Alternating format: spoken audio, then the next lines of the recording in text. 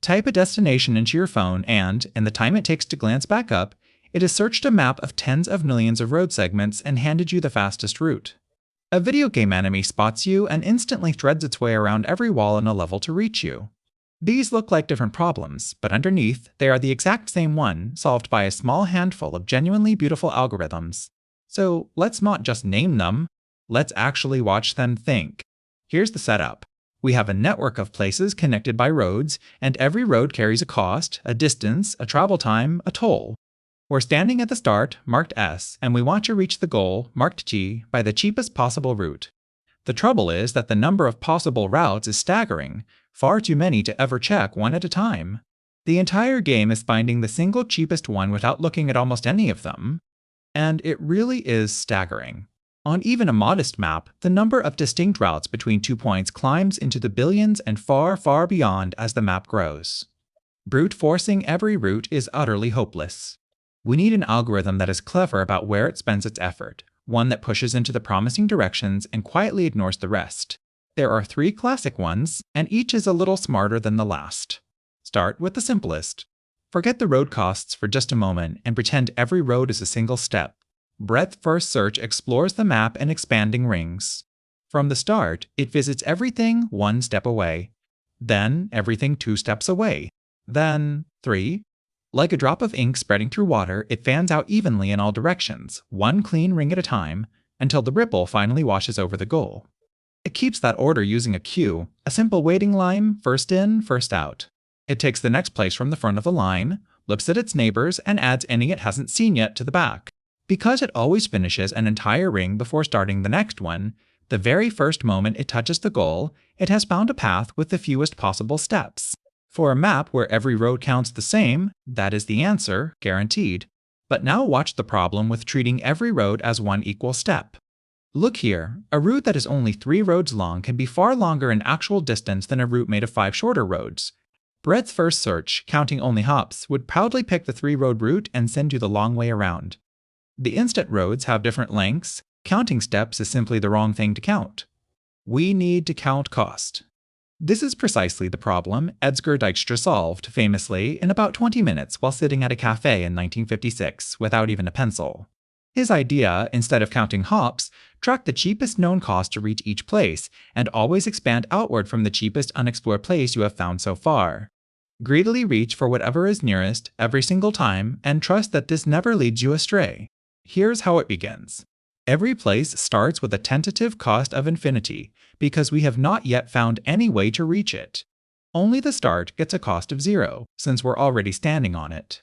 These tentative numbers are nothing more than our best current guesses, and the crucial thing about them is that they will only ever shrink, never grow, as we uncover cheaper routes.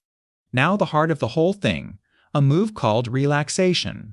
We take the cheapest unexplored place, and for each of its neighbors we ask one question: is going through me cheaper than your current best guess? My own cost, plus the road between us. If that total beats what the neighbor had before, we've just found them a better deal, so we lower their tentative cost and remember that we got there through us. Watch the guesses drop as better and better routes are discovered. Once we've relaxed all of a place's neighbors, that place becomes settled. We are now completely certain of the cheapest cost to reach it, and we never need to touch it again. Why can we be so sure? Because we always expanded the cheapest option still available, so nothing we discover later could ever sneak in a cheaper route back to it. And to always grab that cheapest unexplored place efficiently, we keep them all in a priority queue, a line that automatically hands us the smallest one first. And then, we simply repeat. Take the cheapest unsettled place, relax its neighbors, settle it. Take the next cheapest, relax, settle. The frontier of explored places creeps steadily outward, always advancing from wherever is currently cheapest, until at last the goal itself becomes the cheapest place remaining. The very instant we settle the goal, we are finished. And because every time we lowered a place's cost, we also remembered which neighbor we came from, we can now walk that trail backwards, from the goal all the way to the start, and read off the route. There it is, the genuinely cheapest path, found without ever examining the astronomically many alternatives. Dijkstra's algorithm is exact, it is elegant, and it is running right now inside network routers and mapping engines all over the planet. But it hides one quiet inefficiency, and spotting it leads us somewhere even better. Dijkstra is completely blind to where the goal actually is. It expands the cheapest frontier in every direction equally, swelling outward like a perfect circle around the start. If your goal lies due east, Dijkstra still cheerfully explores just as far to the west and north and south, pouring effort into places that lead nowhere near the destination. It finds the best path, yes, but it stares at far more of the map than it ever needed to. So what if we gave the search a sense of direction? That is the leap from Dijkstra to A*. A* keeps absolutely everything Dijkstra does: the costs, the relaxation, the priority queue, but it adds one new ingredient, a heuristic. A quick, optimistic guess of how far each place still is from the goal. A hint that whispers, roughly, you're getting warmer or you're getting colder. So instead of choosing the next place to explore by the cost so far alone, A* adds two numbers together. The real cost to get here, which we call G, plus the estimated cost still to go, which we call H. That sum, G plus H, becomes its priority. Now the search no longer just expands the cheapest place reached. It expands the place that looks most promising overall, cheap to get to, and believed to be close to the goal. And the effect is dramatic. Instead of flooding outward in a blind circle, A* surges toward the goal, following the heuristics pull like a compass needle finding north. It still glances at alternatives, it doesn't blind itself with tunnel vision, but it wastes almost no effort on directions that lead away from the destination. The exact same optimal answer as Dijkstra for a small fraction of the work. But there is one rule the heuristic must obey, or the whole guarantee shatters. It must never overestimate the true remaining distance. It is allowed to guess low, it is even allowed to guess 0, but it must never ever guess high. A heuristic that stays optimistic in this way is called admissible, and as long as it is admissible, A* is mathematically guaranteed to find the genuinely shortest path, not merely a pretty good one. And on a real map, the perfect admissible heuristic is sitting right in front of us, the straight line distance as the crow flies from each place directly to the goal. A road can only ever be longer than a straight line, never shorter, so straight line distance can never overestimate. It is a free, honest, always optimistic hint that points the search in exactly the right direction every time. Now here's the truly elegant part. A* is really just a single dial. Turn the heuristic all the way down to 0, guess nothing at all, and A* quietly becomes exactly Dijkstra, blind but thorough. Turn the heuristic all the way up to a perfect oracle that always knows the true distance remaining, and A* walks in a dead straight line to the goal, examining nothing extra whatsoever. Every real heuristic lies somewhere in between, and that in between is the sweet spot.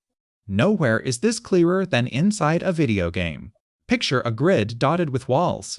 An enemy waiting in one corner, you in another. Run plain Dijkstra, and it floods huge regions of the grid before it ever reaches you. Run A* with straight line distance, and it carves a tight, confident corridor aimed right at you, bending only when a wall forces it to.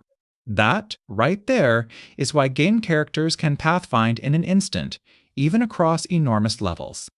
Let's line all three up side by side. Breadth first search, for maps where every road is equal, it finds the fewest hops, and it's beautifully simple. Dijkstra, for weighted maps, it guarantees the cheapest route, but it explores outward blindly. And A*, also weighted, also guaranteed cheapest, but steered by a heuristic so it explores dramatically less.